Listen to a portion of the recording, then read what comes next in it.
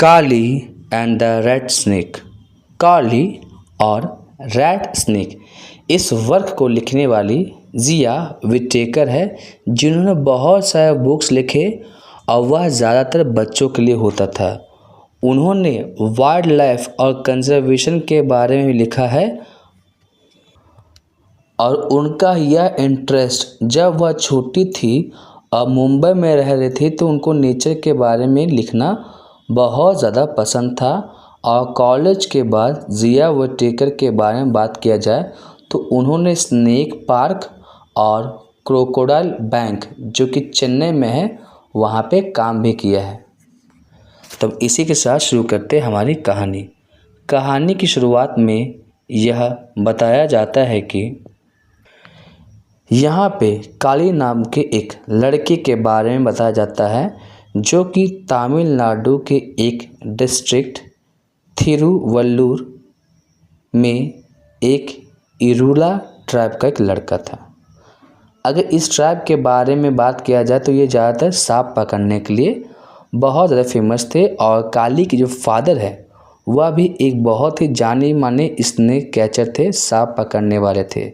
हालांकि इस बात से काली की ज़िंदगी में बहुत बदलाव आता है क्योंकि काली के क्लासमेट्स उनको थोड़ा अलग समझते हैं। तो क्या काली कभी अपना कोई दोस्त बना पाएगा, यही हम आज की कहानी में समझेंगे।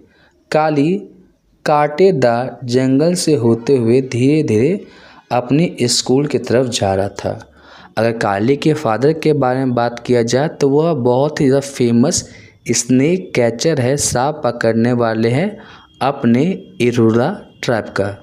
उन्होंने 500 कोबरा इसी मानसून में, इसी बारिश के मौसम में पकड़ा था, जो कि उनके परिवार के लिए बहुत ज़्यादा अच्छा था क्योंकि जो स्नेक को ऑपरेटिव के लोग हैं उन्होंने हर एक जहरीले सांप के लिए 150 रुपया दिया था। वे इन सांप का क्या करते हैं तो वो उनके सांप के जहर से एंटी वेनम सीरम बनाते, मतलब सांप के जहर को ख़त्म करने के लिए, उसका असर ख़त्म करने के लिए दवाई बनाते। जब काली अपने पिताजी के साथ सांप पकड़ने के लिए जाता था तो उसके पैर मशीन की तरह काम करते थे, लेकिन अब जब वह स्कूल जा रहा है तो वह धीरे धीरे जा रहा होता है और वह कहता है कि मुझे स्कूल पसंद नहीं है, मैं स्कूल से नफ़रत करता हूँ।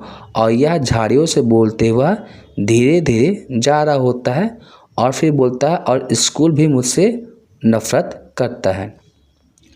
अगर जो बुशेस है, जो झाड़ियाँ हैं, उनके बारे में बात किया जाए तो ऐसा बोला जाता है कि झाड़ी उसकी बातों को समझ नहीं पा रहे हैं, लेकिन फिर भी झाड़ियों को उसके लिए बुरा लग रहा है। वह बोल रहा होता है कि लगभग 2 महीने हो चुके हैं मुझे स्कूल ज्वाइन किए और मेरा कोई एक दोस्त भी नहीं बना है। मुझे ऐसा लगता है कि इरुला ट्राइब के जो लोग हैं वह थोड़े अजीब होते हैं। स्कूल के पहले दिन सब बच्चों से 3 बातें पूछी जाती। उनका नाम क्या है, उनके गांव का नाम क्या है और उनके पिताजी क्या करते हैं। तो एक लड़का उठता है, वह बोलता है मेरा नाम रामू है, मैं मिल्लूर नाम के गांव से आता हूं और मेरे फादर एक बस कंडक्टर है।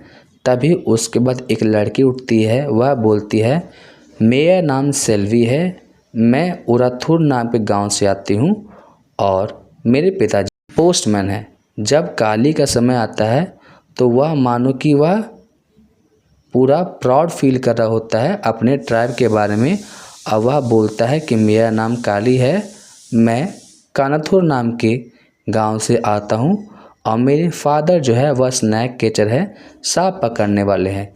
इस बात को सुन करके सारे के सारे बच्चे खिलखिलाने लगे थे और बहुत सारी अजीबोगरीब बातें बोल रहे थे। काली को पहली बार अपनी ज़िंदगी में इरुला होने पे शर्मिंदगी महसूस हो रही थी। वह सोच रहा होता है कि काश मैं भी एक ऑर्डिनरी, एक साधारण लड़का होता है जिसके फादर एक बस कंडक्टर होते हैं। तो इसी तरीके से अब तक 2 महीने गुजर चुके थे और काली को इन सब चीज़ों की आदत हो चुकी थी, लेकिन यह उसके लिए बहुत ज़्यादा कठिन था। और इसी तरह से वह धीरे धीरे स्कूल जा रहा होता है। जब काली स्कूल पहुंचता है तो स्कूल की घंटी लग चुकी होती है और वह हमेशा की तरह स्कूल के सबसे पीछे वाले बेंच में, बैक बेंच में बैठता है अकेला, और इस बात की उम्मीद करता है कि काश उससे कुछ दोस्त होते हैं। वह कभी कभी यह सोचता था कि काश वह फेल हो जाए और उसे स्कूल से बाहर निकाल दिया जाए, लेकिन यह इतना ज़्यादा आसान नहीं था। हालांकि उसने बहुत ही ट्राई किया, लेकिन उसे स्कूल से नहीं निकाला गया था। वह लेसन को भी बहुत कम से बनाता, जो होमवर्क दिया जाता उसको भी सोचता कि एकदम किसी तरीके से बना दिया जाए, और इस बात से टीचर्स बहुत ज़्यादा खुश होते हैं। इस सुबह की बात है, उन्हें मैथ्स और राइटिंग का क्लास था और फिर उसके बाद लंच ब्रेक होने वाला था। तो लंच ब्रेक होता है तो सारे के सारे बच्चे अपने खाना लेते हुए जाते हैं। किसी के पास इडली था, किसी के पास मिक्सचर था, तो किसी के पास ब्रेड था, तो किसी के पास बिस्किट था। और अगर काली के बारे में बात किया जाए तो उसके पास फ्राइड टर्माइट्स थे, जो कि एक तरह का कीड़ा होता है, भुंजा हुआ कीड़ा था। तो यह उसके लिए फेवरेट था, लेकिन क्या हो अगर इसे कोई देख ले। वह बोलता है कि मुझे इसे छुपाना पड़ेगा, तो वह छुपाते हुए दीवार पर जाता है और बैठ जाता है और अपना टिफ़िन खाने लगता है। टर्माइट्स उसको इतना ज़्यादा अच्छा नहीं लग रहा था जितना उसे घर में लगता है। वह सोच रहा था क्या हो अगर कोई मेरे नज़दीक आ जाए, क्या हो अगर कोई मुझसे पूछे कि तुम क्या लेके आए हो। ये सारी की सारी बातें काली बहुत ही चिंता में सोच रहा होता है। और इसी के साथ घंटी बजती है और लंच ब्रेक का समय ख़त्म हो गया था। अब वही टीचर आने वाले थे जिन्होंने पहले पढ़ाया था, लेकिन अब वह इंग्लिश पढ़ाने वाले थे। उन्होंने इंग्लिश के जो अल्फ़ाबेट्स होते हैं ABCD जो Z तक होता है उसे स्लेट में लिखने के लिए दिया गया था, और टीचर इधर से उधर रूम में स्टिक लेकर घूम रहे हैं, और जिस बच्चे ने गलती की है उसे वह सज़ा भी दे रहे थे। तो काली सोच रहा था मैं कितना ज़्यादा लकी हूँ, काश टीचर मेरे पे गुस्सा हो जाए और मुझे स्कूल से बाहर निकाल दे। तो इसने जो स्लेट में लिखा था वो भी उसे बिगाड़ने की कोशिश करता है, लेकिन तभी वह टीचर उसके सामने आ जाते हैं और स्टिक से उसे मारने के बजाय उसके पीठ को थपथपाते हैं। और काली के टीचर काली का स्लेट लेते हैं और बोलते हैं देखो मैं चाहता हूँ कि तुम सारे के सारे इसी तरीके का काम करो। अब क्या हो गया था, अब जितने भी स्टूडेंट्स थे सब उससे और भी ज़्यादा नफ़रत कर रहे थे। काली उनके फुसफुसाने की आवाज़ क्लास में सुन पा रहा था और उसे पता था कि अब उसे कोई दोस्त नहीं मिलेगा और उसे कभी स्कूल से भी बाहर नहीं निकाला जाएगा। तभी अचानक से रूम में कुछ होता है। शुरुआत में तो काली को समझ में ही नहीं आ रहा था, सब लोग इधर उधर दौड़ रहे हैं, कोई एक दूसरे पे गिर रहा है, क्या हो रहा है, सब लोग चिल्ला रहे हैं हेल्प हेल्प टीचर हेल्प, मदद करो टीचर मदद करो। लेकिन टीचर के बारे में बात किया जाए तो वह भी टेबल के नीचे छुपा हुआ था। अब सारे के सारे बच्चे लोग क्या कर रहे थे, छत की तरफ इशारा कर रहे थे, और अब तक काली को सब कुछ समझ में आ चुका था। जो छत था, जो रूफ था, वहाँ पे एक बड़ा सा रैट स्नेक था, और हो सकता है कि वह चूहों को स्मेल करते हुए गलती से इधर आ गया हो और वह क्लास में पहुँच चुका था। काली को अपने पिताजी की बात याद आती है कि काली के पिताजी कहते थे कि कभी कभी जो रैट स्नेक है वह गलती से इंसानों का जो स्मेल होता है उसे वह चूहों की स्मेल को सोचते हुए वह आ जाता है, और हो सकता है ऐसा हुआ हो। और अब उस सांप को लग रहा है कि यहाँ पे जितने के बच्चे हैं वो बच्चे नहीं हैं बल्कि चूहे हैं। रैट स्नेक जो छत का जो पलमायरा बीन था उसमें लपेटा हुआ था, लेकिन अब वह धीरे धीरे अपने आप को खोलता है। और इस चीज़ को देख करके सारे के सारे बच्चे एक्साइटेड हो गए थे और उसके साथ साथ सरप्राइज भी थे। लेकिन अब धीरे धीरे जैसे वह अपने बॉडी को खोलता है, काली दिखता है, और अब उसे पता था कि क्या होने वाला है, और होता भी कुछ वैसा ही है। क्या होता है, धप, जो रैट स्नेक था वो ज़मीन पे गिरता है, और जो चिल्लाने वाले लोगों की संख्या थी वो और भी तेज़ी के साथ बढ़ गई थी। चेयर गिर रहे थे, किसी का माथा फूट रहा है, कोई दीवार पे टकरा जा रहा है, कोई ज़मीन पे गिर जा रहा है, कोई एक दूसरे से टकरा रहा है।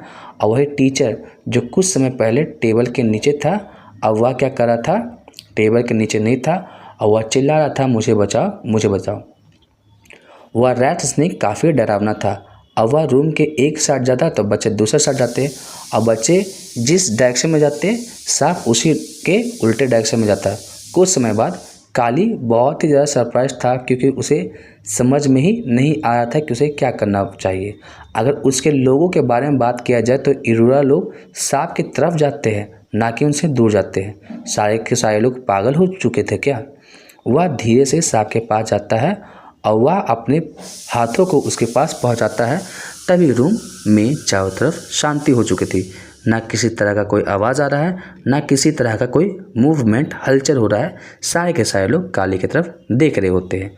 वह रैट स्नेक के बारे में बात किया जाए तो वह 2 मीटर लंबा था, जैसे कि एक घोड़े की जो लंबी सी पूँछ होती है, और उसने अपना मुंह जोर से खोला हुआ था, लंबा खोला हुआ था, और जो सांप की जो हिस करने की आवाज़ होती है वह करता है और वो उस पर अटैक करता है। लेकिन किस्मत से काली का हाथ बच चुका था, क्योंकि अगर एक रैट स्नेक के बारे में बात किया जाए तो उसके अगर कोई काट दे, अगर रैट स्नेक के बारे में बात किया जाए तो उसकी काट काफ़ी ज़्यादा दर्दनाक होती है, पेनफुल होती है, और यह सारी की सारी चीज़ें काली के दिमाग में चल रही होती है। और इसी तरह से काली उस सांप को सिर को पकड़ लेता है।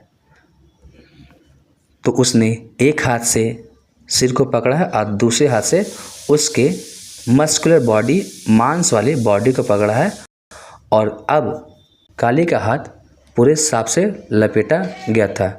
अब यहाँ पे काली सोच रहा था कि उसे एक बड़ा सा बैग मिले ताकि वह उस रैट स्नेक को उसके अंदर डाले, और फिर उसके बाद वह उस रैट स्नेक को अपने घर ले जाएगा, जहाँ पे जो चेन्नई में एक ज़ू है, एक चिड़ियाघर है जिसका नाम है वेंडालोर ज़ू। वहाँ पे उस रैट स्नेक को बेचेगा और उससे उसको अच्छे खासे पैसे मिलेंगे, जिससे वह अपनी बहन के लिए नए कपड़े ले करके आएगा।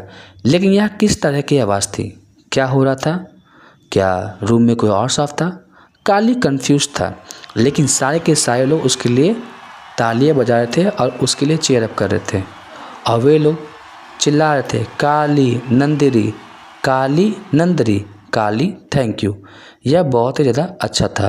काली की आंखें आंसुओं से भर चुकी थी और यह खुशी के आंसू थे, और वह क्या देखता है कि वह जो तालियों की जो कड़कड़ाहट है वह और भी ज़्यादा तेज़ हो रही है। एक बच्चा बोलता है कि तुमने हमें बचा लिया, तुम बहुत ज़्यादा बहादुर हो। दूसरा बच्चा बोलता है अब से तुम मेरे बगल में बैठोगे। फिर तीसरा बच्चा बोलता है नहीं नहीं, मेरे बगल में बैठोगे। अब बच्चों के बीच में लड़ाई हो रही है कि काली किसके बगल में बैठेगा। अब वहाँ पे रमेश नाम का लड़का होता है, वह बोलता है कि तुम्हें इतना बहादुर होना किसने सिखाया। अगर रमेश के बारे में बात करें तो वह क्लास का बुली था, वो सबको परेशान कर रहा होता है, उसका आदत था सबको परेशान करना। तो वह पूछता है कि तुम्हें इतना बहादुर होना किसने सिखाया, चलो अपना नाम बताओ और तुम हमसे जो कुछ भी चाहते हो हम तुम्हें देंगे।